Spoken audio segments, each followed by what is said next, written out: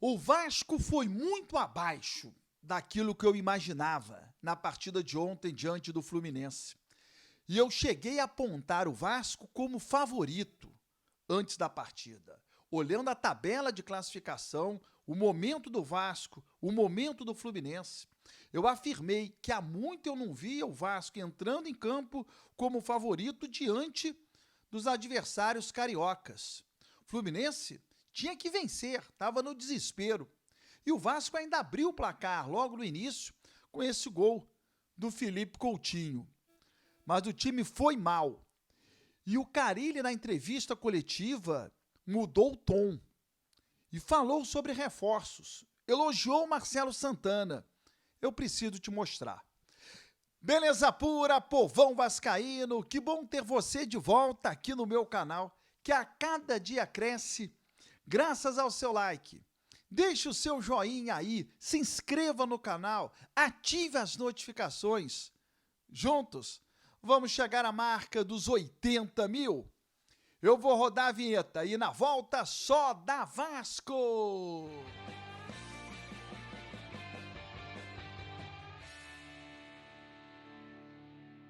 Vinheta rodada, o tempo que você teve de se inscrever no canal. O meu muito obrigado.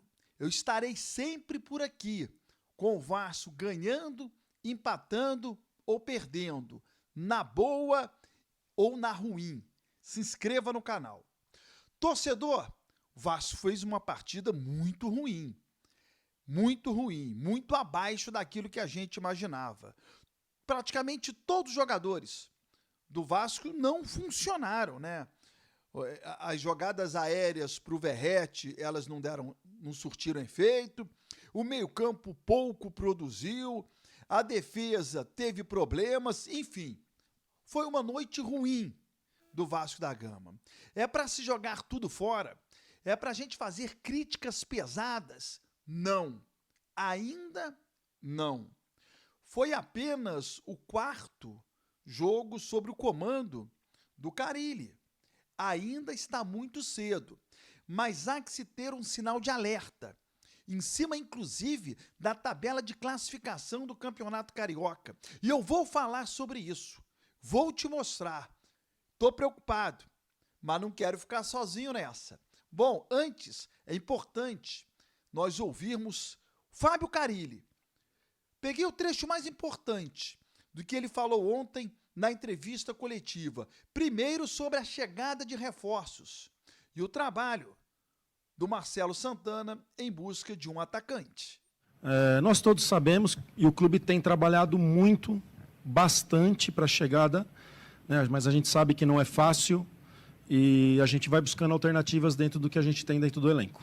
Queria que você falasse em relação ao Marcelo também, como que está esse trabalho de vocês por essa busca? O Vasco tem dinheiro para contratar, porque fez a proposta, por N motivos não vem conseguindo. Como que está funcionando essa busca no mercado? Por que o Vasco está demorando tanto para trazer esse atacante? Está muito bom o trabalho, o entendimento está muito legal, estão trabalhando muito Marcelo, Pedrinho, presidente Pedrinho, o diretor Marcelo. Mas enquanto o atleta não assinar, a gente não pode dizer que está certo.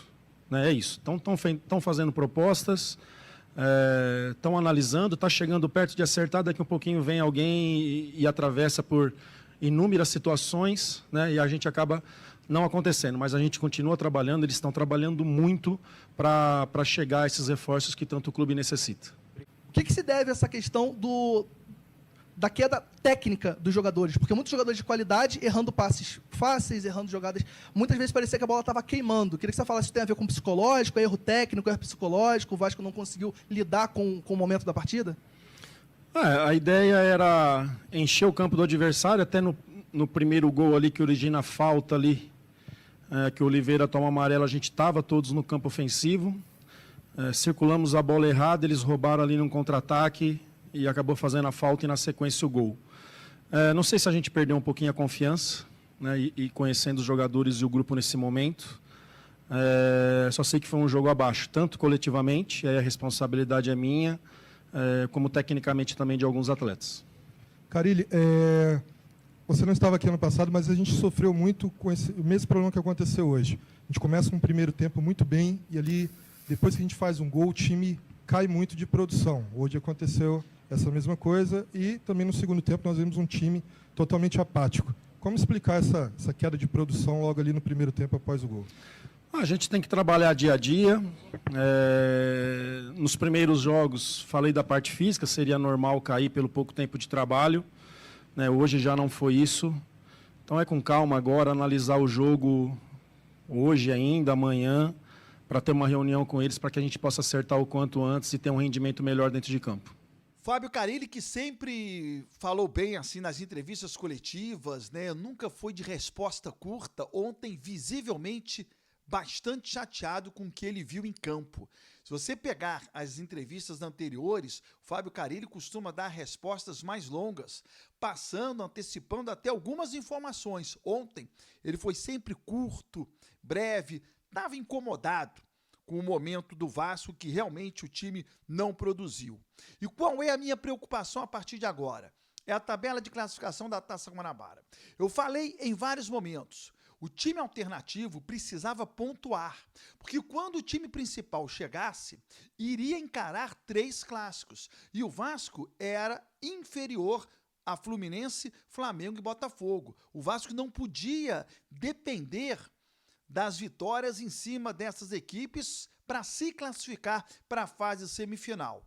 O que é que aconteceu e o que é que está acontecendo? O que aconteceu? O time alternativo fez apenas 3 pontos em 9. 3 empates nas 3 primeiras rodadas. O time principal empatou com Volta Redonda. O que está acontecendo agora? Que o Vasco tem 13 pontos na tabela de classificação. 13. Ele pode ser ultrapassado nesta rodada, ainda hoje. O detalhe é que faltam 3 jogos. Dos 3 jogos, 2 são contra Flamengo e Botafogo. O próximo jogo é contra o Sampaio Corrêa. Se o Vasco vencer, ele chega a 16. Muito provavelmente, ele vai precisar pontuar contra Flamengo e Botafogo. E o Vasco é inferior a essas 2 equipes. O time alternativo lá no início do Campeonato Carioca não deu conta do que deveria ter dado. Para você ter uma clara noção do que eu digo aqui, o Vasco é o 3º colocado com 13. O Nova Iguaçu tem um jogo a menos do que o Vasco. Tem 12. O Maricá tem um jogo a menos do que o Vasco. Tem 11. O Fluminense tem 10. E já jogou 2 clássicos. Tem apenas 1 pela frente. E para finalizar minha preocupação, o Botafogo tem 9 pontos. O Botafogo ainda tem 2 jogos a menos do que o Vasco. E ainda pode ganhar do Vasco. Então a situação do Vasco, ela é delicada na Taça Guanabara. Ele vai precisar vencer o Sampaio Corrêa, obrigação, ok, mas vai precisar pontuar em cima de Botafogo e Flamengo. Beleza? Se inscreva no canal, deixa aí o seu like, ative as notificações. Volto em breve.